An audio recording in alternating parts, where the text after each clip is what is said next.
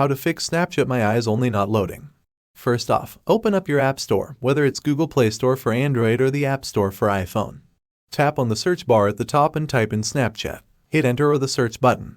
Once you see Snapchat pop up, tap on it. If there's an update available, you'll see a button that says Update. Go ahead and hit that if it's there. Leave the App Store for a sec and go to your phone settings. Scroll down a bit until you see something like App Management or Apps in your settings. Tap on that. Tap on App List. You'll see a list of all your apps. Tap on the search bar. Type in Snapchat. Tap on Snapchat. Inside Snapchat settings, look for storage usage and tap on that.